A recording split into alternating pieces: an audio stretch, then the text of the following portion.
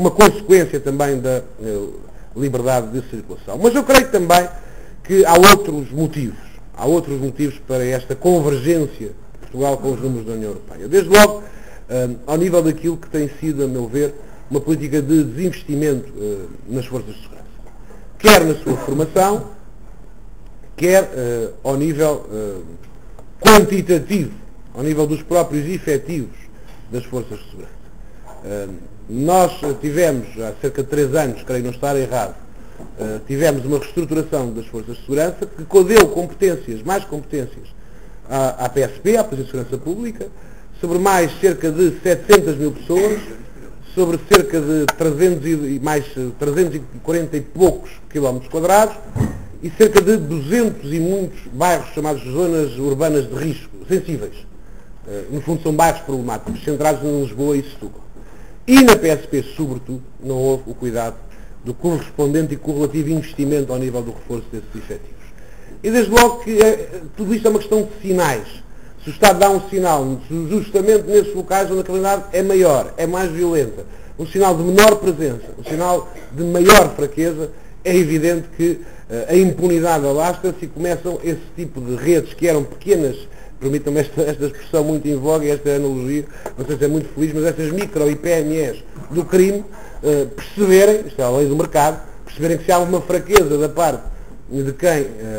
combate ou deve combater esse tipo de situações, se há essa fraqueza, se há essa impunidade, expandem o negócio, entre aspas, que passam muitas vezes, porque estas associações criminosas, obviamente que desde o tráfico de armas, tráfico de estupefacientes e depois para a angariação, roubos, sequestros, famoso carjacking, etc., dedicam-se, têm assim um escopo social bastante alargado, dedicam-se a vários tipos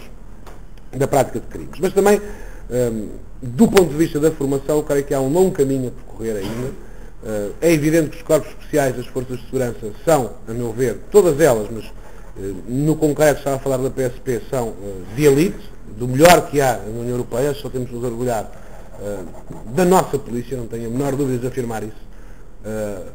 São extremamente competentes, tiveram, aliás, nos últimos anos, várias provas de fogo, por assim dizer, e conseguiram sair sempre com distinção. Tive a honra de poder participar numa delas, no Euro 2004, que, para quem não acompanhou e certamente já não se recordará, foi o primeiro grande evento pós-atentados em Madrid, ocorridos 2 anos e meio antes. Portanto, havia uma forte pressão até de outro tipo de criminalidade e de outro tipo de ameaças que não é, creio eu, aquela que esta conferência estará mais vocacionada para falar, mas que não deixámos de estar ao nível das respostas e das ameaças que pendiam sobre Portugal. Também o uso de novas tecnologias. Eu creio que isso é essencial do ponto de vista ainda do que fazer, também aceitando um pouco o repto do seu professor. É essencial, eu sei que o senhor está a falar de polícia virtual, mas um bocadinho mais além do polícia virtual. Acho que é essencial apostar, e também ligado à formação das forças de segurança, das novas tecnologias. E ligadas a estas, encarar sem complexos, sem preconceitos ideológicos, meios auxiliares das forças de segurança, nomeadamente, isso sucede há muitos anos, a videovigilância. Bem sei que é um tema que nos pediu, só por si seria objeto de uma conferência, e podemos levar a uma grande discussão jurídica, não quero entrar por aí, entre o direito à intimidade e o direito à segurança, não quero entrar por aí, mas é essencial que nós, a meu ver, tenhamos uma visão pragmática do mundo em que vivemos e sobretudo, uma visão simplista, não preconceituosa, não ideológica do recurso a esses meios auxiliares de segurança. Porque a verdade é que nós, sem saber, ou por outra, sabendo, mas não nos lembrando, hoje, quando vamos a um supermercado, somos filmados. Quando vamos ao multibanco levantar dinheiro, somos filmados e gravados.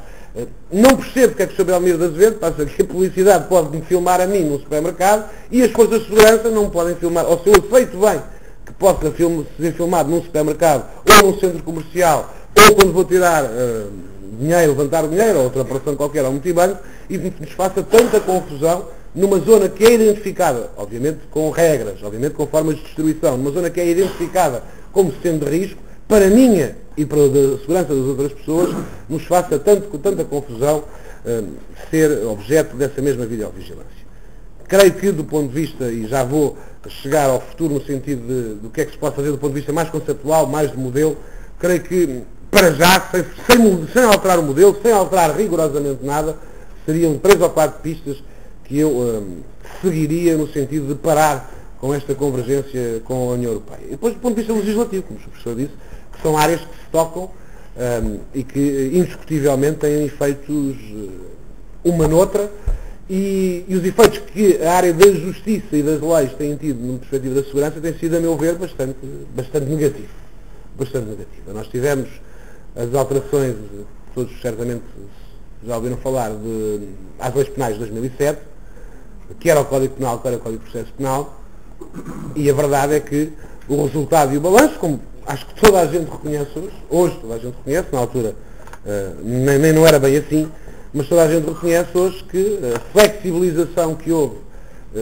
e o sinal contraditório que se deu, ou seja, quando a criminalidade era mais grave, mais violenta, mais organizada, deu-se um sinal de uma lei mais permissiva, portanto é uma lei claramente aprovada em contraciclo, em que inclusivamente permitiu, numa primeira fase obviamente, mas permitiu, e a verdade é esta, a libertação de pessoas que não estavam em condições ainda de ser reinseridas na sociedade e que se dedicam compulsivamente a um certo tipo de prática de crimes, aliás alguns deles bastante violentos, deu como resultado um aumento exponencial da criminalidade em 2008. Forças de segurança hoje não têm dúvidas em afirmar isso, todos os responsáveis o afirmam, e de certa forma o observatório que foi contratado pelo Governo também o afirmou, e o próprio Governo também o afirmou, tanto que aprovou, ou pelo menos viabilizou, como se diz na Assembleia da República, viabilizou umas alterações às leis penais apresentadas pelo CDS, nomeadamente naquilo que é a necessidade de haver maior rigor na detenção fora de flagrante delito. Enfim, não vou estar a ser muito jurídico, vou só dar assim, ao tentar, depois nas respostas poderei explicar melhor o que é isto, ou o que eu quero dizer cada uma delas, quer ao nível da prisão preventiva, quer, sobretudo, talvez perderia aqui um pouco mais do vosso tempo, em relação ao chamado julgamento sumário. Não é muito feliz, mas não fui eu que o inventei. Já há muito, aliás, não era nascido quando foi, nem sequer era nascido, mas de facto o nome não é muito feliz, mas o julgamento sumário, creio que é essencial. O que é que isto dizer? Quer dizer que quando alguém comete um crime e é detido por uma força de segurança em flagrante delito, ou seja, a praticar o crime, é evidente que é inexplicável como a prova, quando toda ela feita, que a pessoa é apanhada, permita-me a expressão, a praticar o crime, não se percebe porque é que este julgamento pode, ou normalmente dura 2, 3, 4, 5, 6 anos. Quer dizer, a prova está feita. Não há motivo nenhum para que não possa ser feito em 48 horas, de uma forma rápida, dando desde logo. Não é só para aquele caso concreto daquela pessoa. É também o sinal que se dá às restantes pessoas que, podendo querer cometer crimes, há um sinal de falta de impunidade, ou se quiserem, um sinal de firmeza da parte de capacidade de resposta da parte do sistema, que me parece importante. E portanto foi, a meu ver, esta questão das leis penais um erro trágico, que se pagou caro,